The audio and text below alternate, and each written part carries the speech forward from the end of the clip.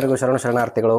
ಸ್ನೇಹಿತರೆ, ನಮಗೆ ಇತ್ತೀಚೆಗೆ ಕಾಡ್ತಿರೋ ಒಂದು ಬಹುಮುಖ್ಯ ಪ್ರಶ್ನೆ, ಈ ಪ್ರಶ್ನೆ ಸ್ವತಂತ್ರ ಪೂರ್ವದಲ್ಲೂ ಇತ್ತು, ಆದರೆ ಇವತ್ತಿನ ದಿನ ಅದು ಗಂಭೀರ ಸ್ವರೂಪವನ್ನು ಪಡ್ಕೊಂಡಿರೋದ್ರಿಂದ ಯಾವ ರೀತಿಯಲ್ಲಿ ಆ ಪ್ರಶ್ನೆ ನಮ್ಮೆಲ್ಲರನ್ನ ಕಾಡ್ತಿದೆ ಅಂದ್ರೆ, ನಿಜವಾಗ್ಲೂ ಈ ದೇಶದಲ್ಲಿ ದೇಶಭಕ್ತರು ಮತ್ತು ರಾಷ್ಟ್ರೀಯವಾದಿಗಳು ಯಾರು ಅನ್ನುವಂಥ ಪ್ರಶ್ನೆ. ಬಹುಶಃ ಯಾರು ಯಾವುದನ್ನು ಇರೋದಿಲ್ವೋ ಅದನ್ನ ಹೆಚ್ಚಿನ ಮಟ್ಟದಲ್ಲಿ ತೋರಿಸ್ಕೊಳ್ಳೋಕೆ ಪ್ರಯತ್ನ ಮಾಡ್ತಾರೆ ಅನ್ನುವಂಥ ಒಂದು ಸಾಮಾನ್ಯ ನಂಬಿಕೆ ಏನಿದೆಯೋ ಅದರ ಪ್ರಕಾರ ಯಾರು ಈ ದೇಶವನ್ನು ಯಾವತ್ತೂ ಪ್ರೀತಿಸುವುದಿಲ್ವೋ, ಯಾರು ಯಾವತ್ತೂ ಈ ದೇಶದ ವಿರುದ್ಧವಾಗಿ ಕೆಲಸವನ್ನು ಮಾಡ್ತಾರೋ ಅವರು ಸದಾ ತಮ್ಮನ್ನು ತಾವು ರಾಷ್ಟ್ರೀಯವಾದಿಗಳು, ದೇಶಭಕ್ತರು ಅಂತ ಬಿಂಬಿಸಿಕೊಳ್ಳೋ ಕೆಲಸವನ್ನ ಮಾಡ್ತಿರ್ತಾರೆ. ನಾವು ಒಂದಷ್ಟು ಕ್ರೈಟೀರಿಯಾಗಳನ್ನ ಸಿದ್ಧಪಡಿಸಬೇಕಾಗ್ತದೆ. ನಾವು ಯಾರನ್ನ ರಾಷ್ಟ್ರೀಯವಾದಿಗಳು ಮತ್ತು ದೇಶಭಕ್ತರು ಅಂತ ಕರಿಬೇಕು ಅನ್ನೋದನ್ನ ನಿರ್ಧರಿಸಬೇಕಾಗ್ತದೆ.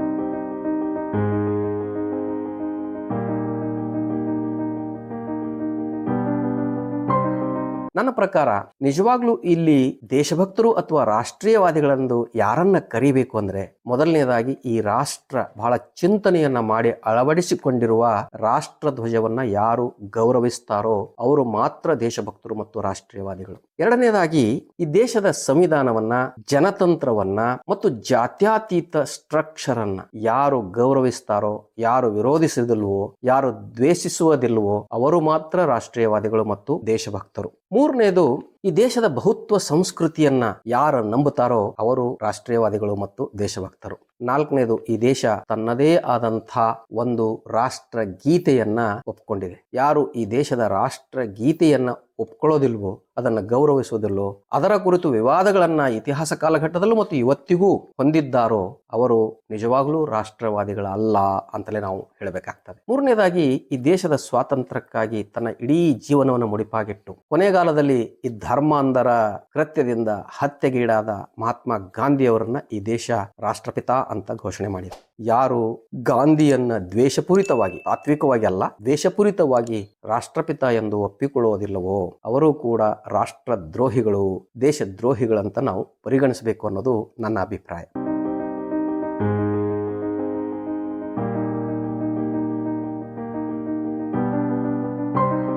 ಇನ್ನು ಯಾರು ರಾಷ್ಟ್ರದ್ರೋಹಿಗಳು, ಯಾರು ದೇಶದ್ರೋಹಿಗಳು ಅನ್ನೋದಕ್ಕೆ ನಾನು ಕೆಲವೊಂದು ಉದಾಹರಣೆಗಳನ್ನ, ಘಟನೆಗಳನ್ನ ತಮ್ಮ ಎದುರುಗಡೆ ಇಡ್ತೇನೆ.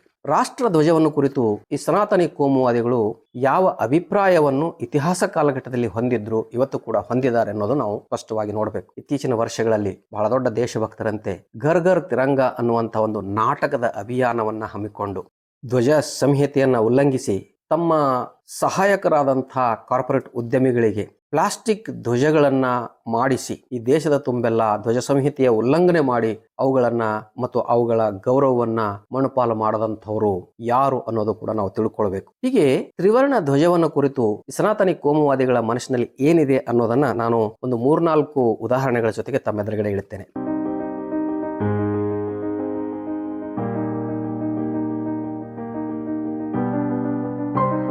ತ್ರಿವರ್ಣ ಧ್ವಜವನ್ನು ಯಾವತ್ತಿಗೂ ಭಾರತದ ರಾಷ್ಟ್ರ ಧ್ವಜವನ್ನಾಗಿ ಮಾನ್ಯತೆ ಮಾಡಬಾರದು. ಇದನ್ನು ಹೇಳಿದವರು ವಿನಾಯಕ್ ದಾಮೋದರ್ ಸಾವರ್ಕರ್.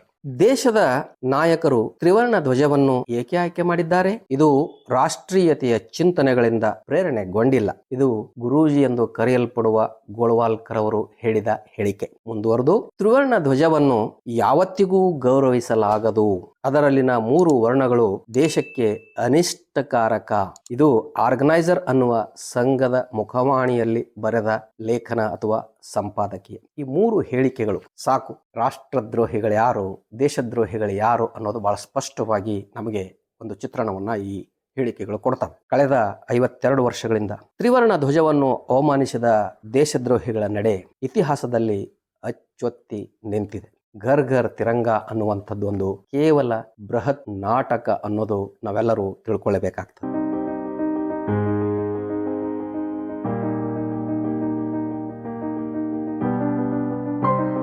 ರಾಷ್ಟ್ರಧ್ವಜ ಹಾರಿಸಿದ ಯುವಕರು 12 ವರ್ಷ ನ್ಯಾಯಾಲಯದಲ್ಲಿ ಅಡ್ಡಾಡುವಂತೆ ಮಾಡಿದವರು ಯಾರು? ತಮ್ಮ ಸಂಘದ ಕಚೇರಿಯ ಮೇಲೆ ಯಾವತ್ತಿಗೂ ರಾಷ್ಟ್ರಧ್ವಜವನ್ನು ಇವರು ಹಾರಿಸ್ತಾನೆ ಇರಲಿಲ್ಲ. ಕಳೆದ 52 ವರ್ಷಗಳ ಇಂದ ಇದು ನಿರಂತರವಾಗಿ ಅವರು ಪಾಲಿಸಿಕೊಂಡು ಬಂದಿದ್ರು. ಒಂದಷ್ಟು ಯುವಕರು ಇವರ ರಾಷ್ಟ್ರಭಕ್ತಿಯನ್ನ ಹೊರಗಲ್ಲಿಗೆ ಹಚ್ಚುವ ಸಲುವಾಗಿ ಅಲ್ಲಿ ಅಕ್ರಮವಾಗಿ ಒಳನುಸುಳಿ ಇವರ ಕಚೇರಿ ಮೇಲೆ ಅಥವಾ ಕಚೇರಿ ಎದುರುಗಡೆ ರಾಷ್ಟ್ರಧ್ವಜವನ್ನು ಹಾರಿಸ್ತಾರೆ. ಆ ಯುವಕರ ಪಾಡು ಏನಾಯ್ತು, ರಾಷ್ಟ್ರಭಕ್ತ ಯುವಕರ ಪಾಡು ಏನಾಯ್ತು ಅನ್ನೋದು ನಾವು ತಿಳ್ಕೊಳ್ಬೇಕು. ಇದು 2001 ಜನವರಿ 26ರಂದು ನಡೆದ ಘಟನೆ. ಅಂದು ರಾಷ್ಟ್ರಪ್ರೇಮಿ ಯುವಕರಾದಂತಹ 3 ಜನ ನಾಗ್ಪುರದ ಸಂಘದ ಮುಖ್ಯ ಕಚೇರಿಯನ್ನು ಪ್ರವೇಶಿಸ್ತಾರೆ. ಹೆಡ್ಗೇವಾರ್ ಅವರಿಗೆ ಶ್ರದ್ಧಾಂಜಲಿ ಸಲ್ಲಿಸಲು ಬಂದಿದ್ದೇವೆ ಅಂತ ಸುಳ್ಳನ್ನ ಹೇಳಿ ಅವರು ಸಂಘದ ಕಚೇರಿಯನ್ನ ಪ್ರವೇಶ ಮಾಡ್ತಾರೆ. ಬಾಬಾ ಮಂದೆ, ರಮೇಶ್ ಕಾಳಂಬಿ ಮತ್ತು ದಿಲೀಪ್ ಚಟ್ಟಾಣಿ ಅನ್ನುವಂತ ಈ 3 ದೇಶಭಕ್ತ ಯುವಕರು. ಇವರು ಒಳಗಡೆ ಪ್ರವೇಶ ಮಾಡಿದ ತಕ್ಷಣ ಇತಿಹಾಸದಲ್ಲಿ ಮೊದಲ ಬಾರಿಗೆ ಸಂಘದ ಕಚೇರಿಯಲ್ಲಿ ಧ್ವಜ ಹಾರಿಸಿದ ಒಂದು ಶ್ರೇಯಸ್ಸಿಗೆ ಇವರು ಪಾತ್ರರಾಗ್ತಾರೆ. ಇದನ್ನ ತಡೆಯಲು ಸಂಘದ ಸುನಿಲ್ ಕಾಥ್ಲೆ ಅನ್ನುವಂಥವನ ತಂಡ ಏನಿತ್ತು ಅದು ಪ್ರಯತ್ನ ಮಾಡಿ ವಿಫಲ ಆಗ್ತದೆ. ಸಂಘ ಇವರ ಮೇಲೆ ಪ್ರಕರಣವನ್ನ ದಾಖಲಿಸ್ತದೆ.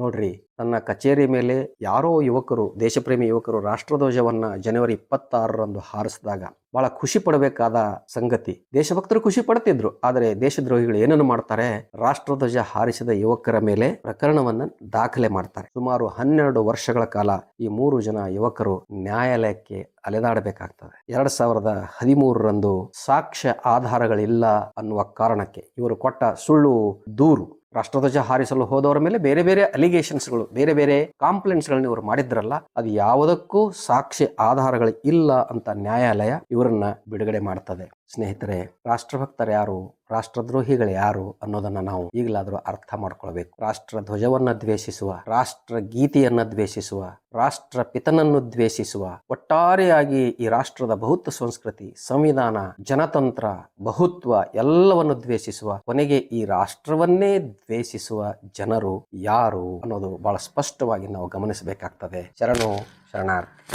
ಸತ್ಯವನ್ನು ಪ್ರತಿಪಾದಿಸುವ, ಜನರನ್ನು ಜಾಗೃತಿಗೊಳಿಸುವ ನನ್ನ ವಿಡಿಯೋಗಳನ್ನು ತಪ್ಪದೆ ಎಲ್ಲರೂ ನೋಡುತ್ತೀರಿ. ನೋಡಿದಾದ ಮೇಲೆ ಈ ವಿಡಿಯೋಗಳನ್ನು ನೀವಷ್ಟೇ ನೋಡಿ ಮರೆತು ಬಿಡದೆ ನಿಮ್ಮ ಸಮೀಪದ ಬಂಧುಗಳಿಗೂ ಸ್ನೇಹಿತರುಗಳಿಗೂ ಹಂಚಿಕೊಳ್ಳುವುದನ್ನು ಮರೆಯದೆ ನನ್ನ ಈ ಚಾನಲ್ನಲ್ಲಿ ಬರತಕ್ಕಂಥ ಜಾಯಿನ್ ಆಪ್ಷನ್ ಅನ್ನು ನಿಮ್ಮದಾಗಿಸಿಕೊಳ್ಳಿ.